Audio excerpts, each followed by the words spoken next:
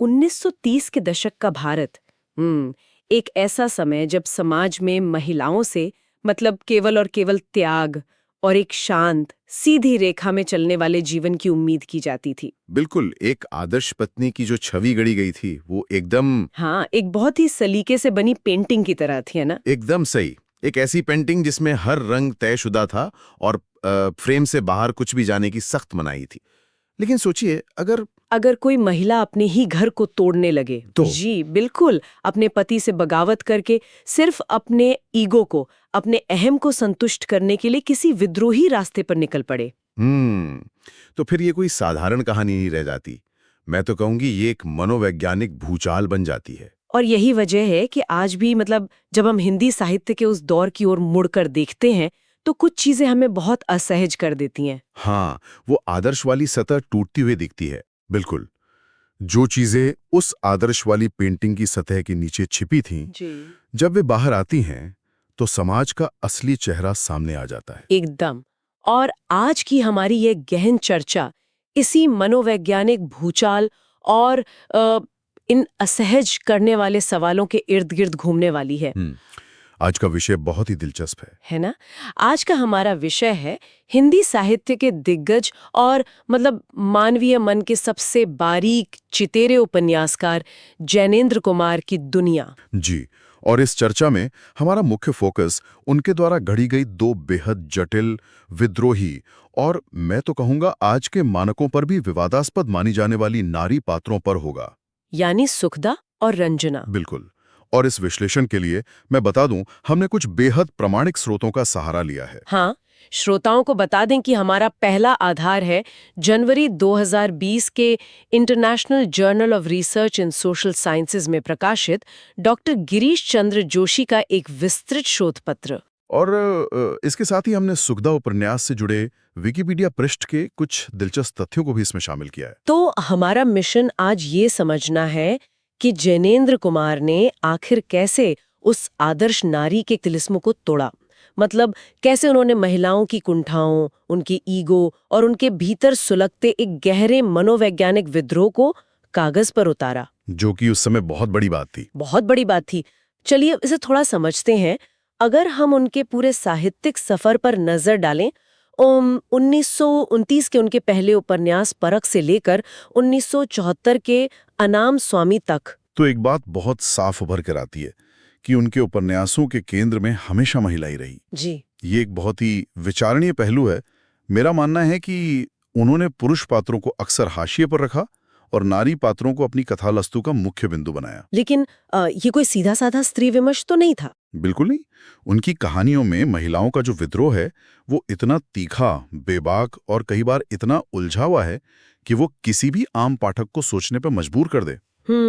और मजे की बात यह है कि ये विद्रोह सिर्फ किसी बाहरी व्यवस्था से नहीं था। हाँ, यहाँ जो बात दिलचस्प है वो ये है कि तो ये लड़ाई असल में थी किससे, मैं यही सोच रही थी। ये लड़ाई उनके अपने भीतर की थी। जैनेंद्र की नायिकाएं सिर्फ बाहर के समाज या मतलब किसी पितृसत्तात्मक सत्ता से नहीं लड़ रही हैं। वे अपने ही मानसिक द्वंद्वों का शिकार हैं। ओह, मतलब खुद से ही एक जंग चल रही है। बिल्कुल। उनका ये संघर्ष उनके अपने अस्तित्व, उनकी दबी हुई इच्छाओं और उन पर थोपे गए पारिवारिक ढांचों के बीच का एक भयानक युद्ध है। तो डॉक्टर जोशी का शोध पत्र इस बारे में क्या कहता है? शोध पत्र इस बात पर बहुत जोर देता है कि इन पात्रों का विद्रोह उद्दाम वैयक्तिकता यानी एक तरह के एक्सट्रीम इंडिविजुअलिज्म से उपजा है। Extreme individualism. हाँ, ये एक ऐसा वैचारिक चिंतन था जिसने उस दौर की परंपरा के तराजू पर महिलाओं को तौलने से साफ इनकार कर दिया था। ये एक्सट्रीम इंडिविजुअलिज्म वाली बात सच में बहुत गहरी है। मतलब इसे जमीनी स्तर पर समझने के लिए मुझे लगता है हमें सीधे हमारी पहली नायिका की दुनिया में चलना चाहिए, यानी उपन्यास सुगधा। जी, सुगधा। विकिपीडिया के अनुसार ये पूर्वोदय प्रकाशन दिल्ली से छपा था और 206 पृष्ठों का ये उपन्यास अपने आप में एक पूरा युग समेटे हुए हैं। हालांकि यहाँ स्रोत में एक बहुत ही रोचक तथ्यात्मक विसंगति देखने को मिलती है जिस पर ध्यान जाना स्वाभाविक है। हाँ, मैं समझ रहा हूँ आप किस तरफ इशारा कर रही हैं। वो प्रकाशन वर्ष को लेके जो भ्रम है ना। हाँ बिल्कुल। मतलब विकिपीडिया पृष्ठ के इन्फो बॉक्स में इसका प्रकाशन वर्ष 1939 दर्ज है, लेकिन मुख्य लेख कुछ और कहता है। हाँ, अगर उसी पृष्ठ के मुख्य लेख को गहराई से पढ़ा जाए तो वहां स्पष्ट लिखा है कि ये 1953 का उपन्यास है, जो शुरुआत में प्रसिद्ध पत्रिका धर्मयुग में धारावाहिक रूप से छपा था। साहित्यिक अभिलेखों में समय के साथ इस तरह की उलझनें आना बहुत आम बात है। कई बार लेखन का वर्ष और धारावाहिक प्रकाशन का वर्ष अलग अलग होता है। हाँ, ये तो है। लेकिन दिलचस्प बात यह है कि चाहे ये 1939 के भारत में लिखा गया हो या 1953 के नव स्वतंत्र भारत में प्रकाशित हुआ हो, इसके विषय की जो प्रासंगिकता है वो कम नहीं होती। बिल्कुल। और जो मनोवैज्ञानिक उथल-पुथल इसमें दिखाई गई है, वो किसी खास दशक की मोहताज नहीं है। ये बात एकदम सटीक है। अब अगर हम सुखदा की कहानी के बुनियादी ढांचे को समझें, तो शुरुआत बहुत ही जानी पहचानी सी लगती है। जी, एक संपन्न परिवार की लड़की की कहानी। हाँ, सुखदा एक बहुत ही संपन्न, रईस और खाते पीते परिवार की लड़की है। उसे जिंदगी में कभी किसी चीज की कमी नहीं रही, लेकिन उसकी शादी कांत नाम के एक ऐसे व्यक्ति से कर दी जाती है जो सामाजिक और आर्थिक स्तर में सुखदा के मायके से काफी नीचे है। ये एक बहुत बड़ा क्लैश है। बिल्कुल। अब शुरुआत में तो वो इस रिश्ते को स्वीकार कर लेती है, प्यार स्नेह सब कुछ ठीक चलता दिखता है। लेकिन जैसे ही जिंदगी की असलियत और आर्थिक समझौते सामने आते हैं, कहानी पूरी तरह से पलट जाती है। वो समझौता कर नहीं पाती। एकदम नहीं। मुझे तो सुखदा की पूरी स्थिति एक दीवार घड़ी के पेंडुलम की तरह लगती है। अच्छा, पेंडुलम की एनालॉजी थोड़ा और स्पष्ट करें कि ये सुखदा के जीवन पर कैसे लागू होती है। देखिए, अगर एक पेंडुलम को ध्यान से देखा जाए तो वो लगातार एक छोर से दूसरे छोर तक पूरी गति से झूलता रहता है। हाँ, लगातार हिलता रहता है। लेकिन असल में वो पहुंचता कहीं नहीं है। उसकी सारी गति व्यर्थ होती है। सुखदा का मनोविज्ञान भी कुछ ऐसा ही है। वो भी बस झूल रही है। बिल्कुल। अभी घर की जिम्मेदारियों और बाहर की आजादी के बीच, कभी विवाह के बंधनों और स्वच्छंद प्रेम के बीच, तो कभी राजनीति और अपने परिवार के बीच। वो हर चीज पर अपना नियंत्रण चाहती है, लेकिन अंततः उसके हाथ से सब कुछ रेत की तरह फिसल जाता है। ये बहुत ही सटीक उदाहरण दिया आपने। और इसमें जो सबसे बड़ी विडंबना जैनेंद्र ने रची है, वो है उसका नाम। मतलब सुखदा का शाब्दिक अर्थ होता है सुख देने वाली। लेकिन वो सुख देती नहीं है। बिल्कुल नहीं। उपन्यास में वो असलियत में अपने लिए और अपने आसपास के हर इंसान के लिए दुखदाई साबित होती है। ये नामकरण का विरोधाभास तो जैनेंद्र की बहुत पुरानी शैली है। अगर हम सुखदा के इस पेंडुलम वाले व्यवहार को मनोविज्ञान के चश्मे से देखें, जी, डॉक्टर जोशी के पेपर के हिसाब से। हाँ, तो डॉक्टर जोशी का शोध पत्र इसे बहुत बारीकी से खोलता है। ये सिर्फ एक बेमेल विवाह या आर्थिक तंगी की कहानी हरगिज नहीं है। तो फिर असली समस्या क्या है? शोध पत्र स्पष्ट करता है कि सुखदा असल में एक हीन ग्रंथि यानी इंफीरियोरिटी कॉम्प्लेक्स और एक असीमित अहंकार की शिकार है। यहाँ एक विरोधाभास लगता है मुझे। जो लड़की इतने अमीर घर से है, उसमें हीन ग्रंथि क्यों होगी? उसे तो सुपीरियोरिटी कॉम्प्लेक्स होना चाहिए था, है ना? यही तो मानव मनोविज्ञान की सबसे बड़ी जटिलता है। मैं समझाता हूँ।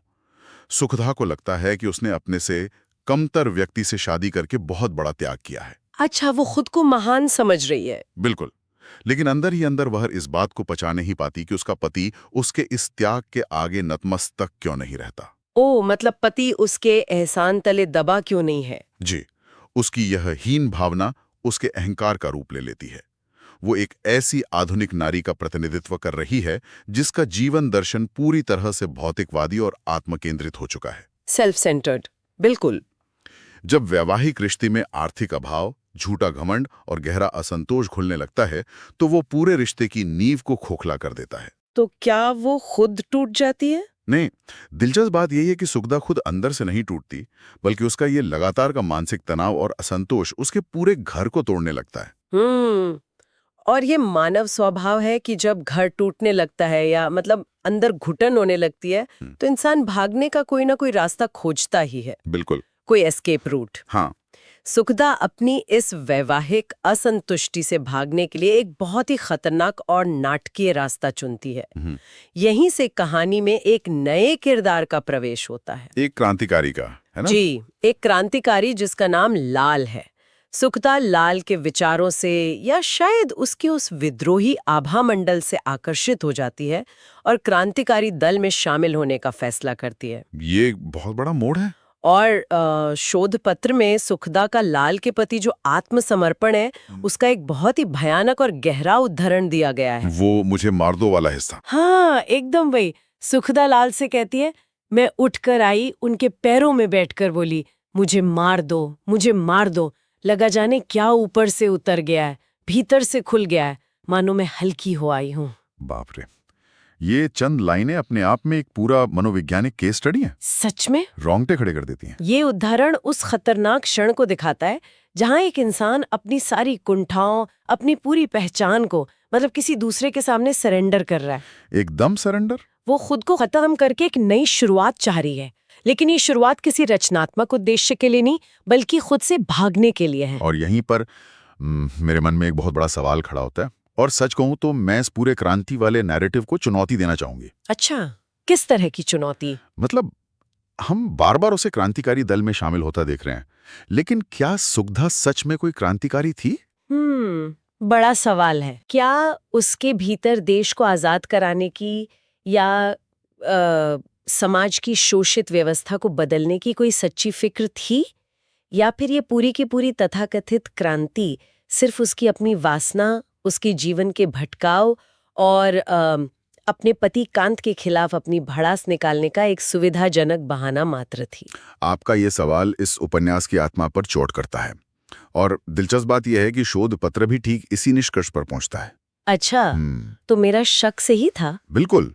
स्रोत स्पष्ट रूप से कहता है कि सुखदा का यह विद्रोह पूरी तरह से दिशाहीन और खोखला है। वो नारी स्वातंत्र्य या राजनीतिक स्वतंत्रता की आड़ में सिर्फ अपने कुंठित और निराश नारीत्व को बंधनों से मुक्त करना चाहती है। मतलब वो बस अपने फ्रस्ट्रेशन से भाग रही थी? जी। असल में वो लाल के पास जिस बड़ी क्रांति की उम्मीद लेकर जाती है, वो और कुछ नहीं बल्कि उसकी अपनी पारिवारिक और वैवाहिक हार की पहचान है। यानी बाहर से देखने पर वो एक विद्रोही महिला लग रही थी जिसने समाज के बेड़ियां तोड़ दी, लेकिन अंदर से उसकी लड़ाई विशुद्ध रूप से व्यक्तिगत और ईगो की लड़ाई थी। एकदम सही। और इस दिशाहीन भटकाव की विडंबना देखिए कि वो जीवन के हर मोर्चे पर बुरी तरह सफल होती है। वो कैसे? एक पत्नी के रूप में तो उसने खुद ही उस रिश्ते को नकार दिया, तो वहां उसकी हार तय थी। लेकिन जब वो लाल की प्रेयसी या साथी बनने की कोशिश करती है, तो वहां भी वो पूरी तरह सफल हो जाती है। क्यों? लाल उसे अपनाता नहीं है। नहीं, क्योंकि लाल, जिसे वो अपना तारणहार समझ रही थी, वो भी उसके इस अंधाधुंध और दमघोटू आवेग के सामने एक निर्मोही व्यक्ति बनकर उभरता है। लाल भी उसका परित्याग करके चला जाता है। ओह, तो अंततः सुखदा के पास बचता क्या है? कुछ भी नहीं। न पत्नी होने का सामाजिक दर्जा, न प्रेमिका होने का सुकून, और न ही किसी सच्ची क्रांति का कोई गौरव। उसका सारा विद्रोह महज एक वासनात्मक पतन बनकर सिमट जाता है। और शायद यही कारण है कि विकिपीडिया पृष्ठ पर इस उपन्यास की आलोचना भी बहुत स्पष्ट रूप से दर्ज की गई है। हाँ, क्रिटिक्स ने इसे काफी घेरा है। बिल्कुल। अगर हम उस विकिपीडिया पेज के आलोचना वाले हिस्से को देखें, तो आलोचकों का मानना है कि इस उपन्यास का जो कथानक है वो घटनाओं की भरमार और वैविध्य के बोझ से बुरी तरह दबा हुआ है। मतलब बहुत ज्यादा क्लटर्ड है। हाँ, इसमें बहुत सारे अनावश्यक और अप्रासंगिक विवरण भरे पड़े हैं। और सबसे बड़ी बात, सुखदा की प्रतिक्रियाएं कई जगह बहुत ही स्वभाव विरोधी या अननेचुरल लगती हैं। अननेचुरल। ऐसा लगता है जैसे कथा का जो असली उद्देश्य या निष्कर्ष है वो अंत तक अप्रकट ही रहता है। साहित्य के नजरिए से देखें तो ये आलोचना जायज लग सकती है, लेकिन अगर हम इसे एक विक्षिप्त होते हुए मन के आईने से देखें, हाँ, एक साइकोलॉजिकल नजरिए से, बिल्कुल, तो क्या एक दिशाहीन और कुंठित इंसान की प्रतिक्रियाएं कभी स्वाभाविक या नेचुरल हो सकती हैं? ये भी एक पॉइंट है। शायद जैनेंद्र ने जानबूझकर उस मानसिका व्यवस्था को उसी उलझे हुए रूप में प्रस्तुत किया है, और इसका जो अंत है वो इस पूरी उथल-पुथल का सबसे त्रासद हिस्सा है। अंत में क्या होता है? सुखदा अंत में एक सैनिटोरियम यानी एक अस्पताल में अपनी मौत की घड़ियां गिन रही है। वह आत्मकथात्मक शैली में अपना पश्चाताप व्यक्त करती है। स्रोत में उसकी अंतिम पंक्तियां बहुत विचलित करने वाली हैं। क्या कहती है वो? वो कहती है, सोचती हूं कि मेरा भी कोई स्थान होगा, काली बूंद की भी कोई जगह होगी। वह बूंद अपने आप में तो काली ही है, फिर भी विधाता ने क्या मतलब साधा है। काली बूंद की भी कोई जगह होगी। ये रूपक सच में बहुत भारी है, बहुत गहरा है। ये साफ तौर पर मतलब एक इंसान का अपनी गलतियों, अपने चकनाचूर हो चुके अहंकार और अपने जीवन की भयानक शून्यता के साथ आमना सामना है। ये दिखाती है कि कैसे एक दिशाहीन और सिर्फ अपने स्वार्थ से उपजा विद्रोह अंततः इंसान को एकदम अकेला और खोखला कर देता है। एकदम सही कहा आपने। लेकिन खैर, सुखदा की इस दिशाहीन क्रांति और उसके पश्चाताप से अब हमें आगे बढ़ना होगा, क्योंकि जैनेंद्र का वैचारिक सफर यहीं पर खत्म नहीं हुआ। बिल्कुल नहीं, इसके बाद तो एक और धमाका होना था। हाँ, उन्होंने एक और ऐसी नायिका गढ़ी जिसने अपना रास्ता खुद चुना, जो सुखदा से कहीं अधिक साहसिक थी और शायद हिंदी साहित्य की सबसे विवादास्पद और समाज को झकझोर देने वाली नायिकाओं में से एक बनी। हम बात कर रहे हैं दशार्क की, है ना? जी, हम बात कर रहे हैं 1985 में प्रकाशित हुए उपन्यास दशार्क की और उसकी उस विद्रोही नायिका रंजना की। दशार्क की रंजना का चरित्र तो, मैं आपको बता दूं, साहित्य जगत में सचमुच एक टाइम बॉम्ब की तरफ हटा था। Time bomb? मतलब इतना विवाद हुआ था। जी, जब ये उपन्यास आया तो जैनेंद्र कुमार पर कई बेहद तीखे आक्षेप लगे। यहाँ तक कि एक सार्वजनिक साक्षात्कार में उनसे सीधे तौर पर यह पूछ लिया गया कि क्या वे अपने साहित्य के जरिए एक कॉलगर्ल या वेश्या को समाज में प्रतिष्ठित करना चाहते हैं। बाप रे, ये तो बहुत ही सीधा और तीखा सवाल था। बिल्कुल। और जैनेंद्र कुमार का जवाब बड़ा ही दो टूक और स्पष्ट था कि रंजना ना तो वेश्या है और ना ही कोई कॉलगर्ल। तो फिर ये रंजना आखिर है कौन? ये एक बहुत बड़ा रहस्य बन जाता है। हाँ, स्रोत इस रहस्य से पर्दा उठाते हुए बताता है कि रंजना असल में एक बहुत ही उच्च शिक्षित और संभ्रांत घर की महिला है। मतलब एक बहुत ही रिस्पेक्टेबल बैकग्राउंड से। जी, उसका असली नाम रंजना नहीं बल्कि सरस्वती था। अच्छा। आम लड़कियों की तरह उसकी शादी होती है। शादी के पूरे 7 साल बाद जब वो एक बच्चे की माँ भी बन जाती है, तब अचानक उसका वैवाहिक जीवन टूटकर बिखर जाता है। और फिर वो क्या करती हैं? हालात ऐसे बनते हैं कि वो ससुराल और मायके दोनों ही जगहों से हमेशा के लिए अलग हो जाती है और यहीं से सरस्वती नाम की उस घरेलू औरत का अंत होता है और एक विद्रोही रंजना का जन्म होता है। और यहाँ पर आकर मैं बता दूं, ये कहानी समाज के सारे नियमों को धता बता देती है। ये सचमुच एक बहुत ही बारीक रेखा है जिसपे जैनेंद्र ने इस चरित्र को चलाया है। मतलब समाज उसे जो समझ रहा है वो असल में वैसा कोई भी काम नहीं कर रही है। जी बिल्कुल। मुझे तो रंजना का पूरा चरित्र एक तरह की मनोवैज्ञानिक हीलर या साइकोलॉजिकल हीलर जैसा लगता है। साइकोलॉजिकल हीलर, दिलचस्प शब्द है। हाँ, स्रोत बहुत स्पष्ट रूप से इस बात को रेखांकित करता है कि रंजना पैसे के माध्यम से प्रेम का व्यापार तो करती है, पुरुषों को अपने घर बुलाती है, लेकिन वो अपनी नैसर्गिक देह को अपना मूलधन समझती है और उसे हमेशा सुरक्षित रखती है। मतलब वो जिस्म फरोशी नहीं कर रही। बिल्कुल नहीं। वो उन पुरुषों के साथ सोती नहीं है, अपना शरीर नहीं सौंपती। जो पुरुष उसके पास अपनी वासना मिटाने के लिए आते हैं, वो उनका सिर्फ मानसिक उपचार करती है, उन्हें अपनी करुणा और ममता देती है। इस चरित्र के पीछे जैनेंद्र कुमार का जो समाजशास्त्रीय कटाक्ष है, वो किसी धारदार चाकू से कम नहीं है। वो कैसे? रंजना का ये मानना है कि आज समाज में नारी की दुर्दशा का सबसे बड़ा कारण हमारी वो आधुनिक सभ्यता है जो पूरी तरह से धन संपत्ति और बाजार पर आधारित है। जो कैपिटलिज्म वाली बात है। जी, वो अपने इस अनोखे व्यापार से पूरी विवाह संस्था और पुरुष मनोविज्ञान की धज्जियां उड़ाकर रख देती है।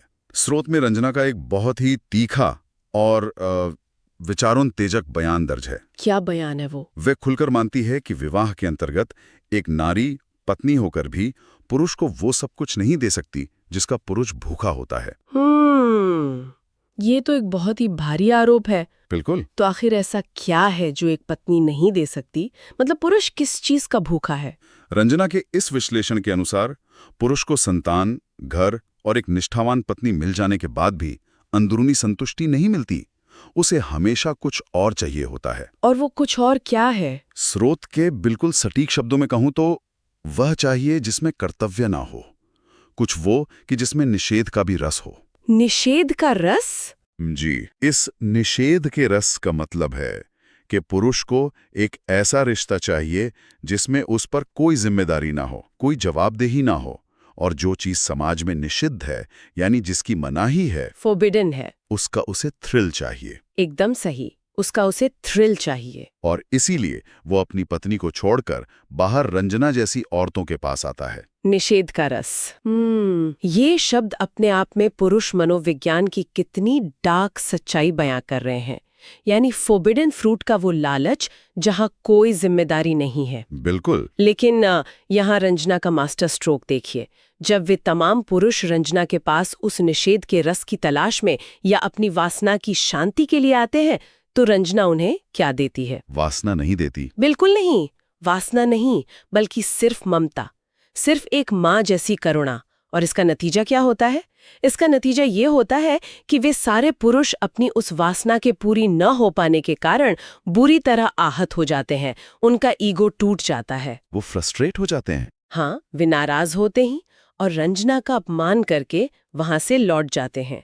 रंजना उसी पैसे को समाज सेवा में लगाती है और समाज के उन तमाम नियमों से ऊपर उठकर अपनी एक अलग प्रतिष्ठा कायम कर लेती है। उसने सिर्फ विवाह रूपी सामाजिक संस्था को तोड़ा ही नहीं, बल्कि उसने देह और प्रेम का एक ऐसा अलग ही व्यवसाय चलाया जहां उसने पुरुषों के उसी पाखंडी मनोविज्ञान को उन्हीं के खिलाफ एक हथियार की तरह इस्तेमाल किया। ये बहुत बड़ी बात है। वो संपूर्ण पुरुष जाति के प्रति ऊपर से करुणा से भरी है, लेकिन अंदर ही अंदर वो उनके इस पाखंड को समाज के सामने बेनकाब कर रही है कि वे असल में कितने कमजोर और वासना के गुलाम हैं। ये एक बहुत ही शानदार वैचारिक विजय लगती है मुझे। लेकिन क्या रंजना की ये कहानी यहीं खत्म हो जाती है? नहीं, कहानी में अभी एक और मोड़ है। उसने समाज के सारे नियम तोड़ दिए, पुरुषों के ईगो को कुचल दिया, अपनी एक स्वतंत्र सत्ता बना ली। लेकिन क्या उसे अंततः वो शांति मिली जिसकी उसे तलाश थी? ये एक बड़ा सवाल है। क्या ये करुणा बांटने का एक तरफा व्यवसाय उसे वो सुकून दे पाया? स्रोत बताता है कि जैनेंद्र की कहानियों में कुछ भी इतना सीधा नहीं होता। बिल्कुल नहीं। रंजना अंततः अपने ही बनाए इस निर्वैयक्तिक संबंधों यानी इन इम्पर्सनल रिलेशनशिप्स से ऊबने लगती है। उसे अपने ही द्वारा बनाए गए इस स्वतंत्रता के जाल में एक भयंकर घुटन होने लगती है। देखिए, इंसान का स्वभाव है कि उसे कहीं ना कहीं जड़ों की जरूरत होती है। रूटेडनेस चाहिए। जी। एक समय के बाद रंजना खुद में ही एक गहरी कमी और त्रुटि महसूस करने लगती है। वो स्रोत में एक बहुत गहरी दार्शनिक बात कहती है कि वो सिर्फ एक दृष्टा यानी महज एक ऑब्जर्वर बनकर रह गई है। ऑब्जर्वर मतलब वो जिंदगी में शामिल नहीं है। बिल्कुल। उसे महसूस होता है कि वो जानती ज्यादा है, जीती कम है। जानती ज्यादा है, जीती कम है। कितनी गहरी बात है। जी। उसमें ज्ञान वाला, जानने वाला हिस्सा तो बहुत ऊपर आ गया है लेकिन जिंदगी जीने वाला, महसूस करने वाला हिस्सा कहीं बहुत गहरे अंधकार में नीचे खिसक गया है। मनोविज्ञान की भाषा में इसे क्या कहते हैं? मनोविज्ञान की भाषा में इसे एक भयंकर किस्म का अलगाव या एलियनेशन कहा जाता है। और इसी अलगाव की इस घबराहट से बचने के लिए वो जो कदम उठाती है वो सबसे ज्यादा चौंकाने वाला है। वो क्या करती है? वो अपने पूर्व पति शेखर को, जो उससे 7 साल से अलग रह रहा है, एक तार मतलब एक टेलीग्राम भेजती है। वो उसे वापस अपने पास बुलाती है। वापस बुला लेती है। हाँ, वो वापस अपने उसी छोटी सी गृहस्थी, उसी पुराने प्यार के ढांचे में लौटना चाहती है जहां से उसने शुरुआत की थी। रंजना की कहानी बस यहीं समाप्त हो जाती है। ये तो बहुत ही अजीब अंत है। बिल्कुल। अब यहाँ पर ये कहानी एक बहुत बड़ा और बेचैन करने वाला सवाल खड़ा कर देती है। एक पाठक या श्रोता के नजरिए से देखा जाए तो एक ऐसी महिला जो विवाह संस्था की कमियों को इतनी गहराई से चीर कर रख देती है, जिसने पुरुषों को बेनकाब किया। हाँ, जो पुरुषों के पाखंड को इतने साहस से बेनकाब करती है, जो समाज के हर नियम से ऊपर उठ जाती है, वो महिला अंत में हार कर वापस उसी पुरुष, उसी गृहस्थी के पिंजरे में क्यों लौट जाती है? ये सवाल तो उठेगा ही। क्या ये वापसी उसके इतने बड़े नारीवादी और साहसिक विद्रोह को कमजोर नहीं कर देती? क्या ये अंततः व्यवस्था के सामने घुटने टेकना या समझौता करना नहीं है? ये सवाल बहुत स्वाभाविक है और हर उस इंसान के मन में आता है जो रंजना की इस असाधारण यात्रा को देखता है। लेकिन क्या? लेकिन इसे महज एक समझौता मान लेना जल्दबाजी होगी। इसे समझने के लिए हमें जैनेंद्र के समग्र दर्शन के थोड़ा और गहरे पानी में उतरना होगा। तो दर्शन क्या कहता है? स्रोत में डॉक्टर मनमोहन सहगल के एक मूल्यांकन का बहुत अहम संदर्भ दिया गया है। डॉक्टर सहगल का स्पष्ट मत है कि जैनेंद्र ने अपने सभी उपन्यासों में नारी जीवन के 3 सबसे जटिल पहलुओं सेक्स, प्रेम और विवाह को उठाया है। जी। लेकिन जिनेंद्र का अंतिम उद्देश्य विवाह को नष्ट करना नहीं है। डॉक्टर सहगल के अनुसार उनका उद्देश्य है घोर आस्थावान नारियों के निरंतर संघर्ष से पुरुष की अनैतिकता को नैतिकता में बदलने का उपचार करना। मतलब इस पूरी कहानी का जो निष्कर्ष है वो ये है कि महिला का ये सारा संघर्ष, ये सारा दर्द और विद्रोह सिर्फ इसलिए था ताकि पुरुष को सुधारा जा सके। सतह पर यह ऐसा ही लगता है। जिनेंद्र ये कहना चाहते हैं कि कोई भी स्त्री चाहे कितनी भी उन्मुक्त या स्वच्छंद जिंदगी क्यों ना जी ले, एक समय बाद वो उन इम्पर्सनल, भावनाहीन रिश्तों से ऊब ही जाएगी। हाँ, वो जड़ें ढूंढेगी। उसकी एक स्वाभाविक मानवीय प्रवृत्ति होती है अपनी एक छोटी सी सुरक्षित दुनिया में रमे रहने की। लेकिन, और यहां एक बहुत बड़ा लेकिन जुड़ा हुआ है। क्या? जिनेंद्र इसके जरिए असल में पुरुष को एक बहुत कड़ी चेतावनी दे रहे हैं। वे कह रहे हैं कि पुरुष को अपने लिए हर तरह की स्वच्छंदता की छूट लेने और स्त्री को सिर्फ बंधनों में जकड़े रखने की ये दोहरी मानसिकता छोड़नी होगी। कमोडिटी। बिल्कुल सही याद किया आपने, कमोडिटी। पुरुष को स्त्री को एक कमोडिटी यानी महज एक उपभोग की वस्तु समझने की अपनी उस मानसिकता से पूरी तरह ऊपर उठना होगा। उसे अपना ईगो छोड़ना होगा। जी, उसे अपना वह झूठा अहंकार छोड़ना होगा जहां वह स्त्री को सिर्फ अपनी वासना या निषेध के रस का साधन मानता है। अगर पुरुष अपनी इस अनैतिकता को नहीं छोड़ेगा, अगर वह समय रहते नहीं बदलेगा, तो समाज में रंजना जैसी स्त्रियां जन्म लेती रहेंगी और व्यवस्था के खिलाफ इसी तरह विद्रोह करती रहेंगी। तो मतलब रंजना का लौटना हार नहीं थी? बिल्कुल नहीं। इसलिए रंजना का वापस लौटना कोई हार नहीं है, बल्कि ये इस शर्त पर एक नई शुरुआत की एक बहुत ही नाजुक उम्मीद है कि शायद इन 7 सालों की जुदाई और रंजना के इस भयानक विद्रोह ने शेखर को उस निषेध के रस वाली संकीर्ण मानसिकता से बाहर निकाल दिया हो। इस पूरी चर्चा के धागों को अगर हम एक साथ पिरोएं तो एक बात बिल्कुल शीशे की तरह साफ हो जाती है। सुखदा और रंजना कोई मामूली कागजी या सिर्फ मनोरंजन के लिए गढ़े गए काल्पनिक चरित्र नहीं है।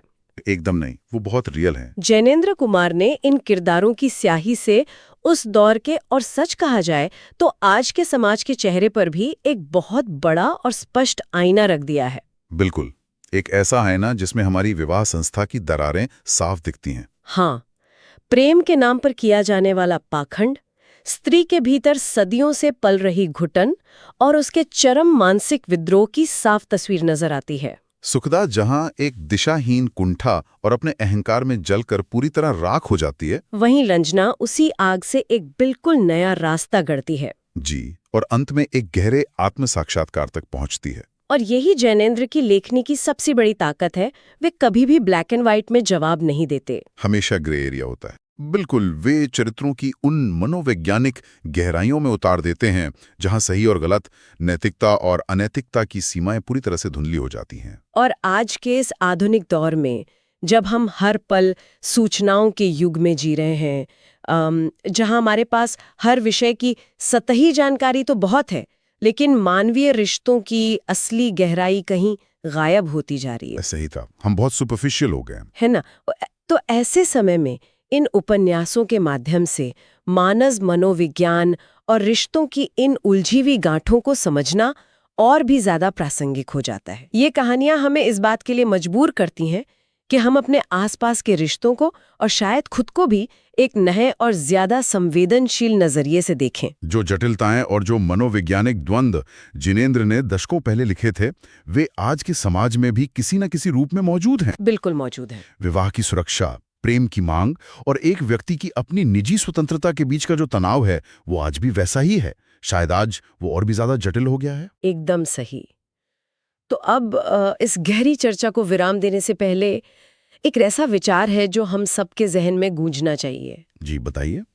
अगर हम कल्पना की उड़ान भरें और ये सोचें कि अगर जिनेंद्र कुमार ने सुखदा का वो घर तोड़ने वाला दिशाहीन विद्रोह या रंजना का वो देह, पैसे और करुणा का विवादास्पद प्रयोग आज के इस आधुनिक इंटरनेट और सोशल मीडिया के युग में लिखा होता, तो क्या होता? तो समाज की क्या प्रतिक्रिया होती?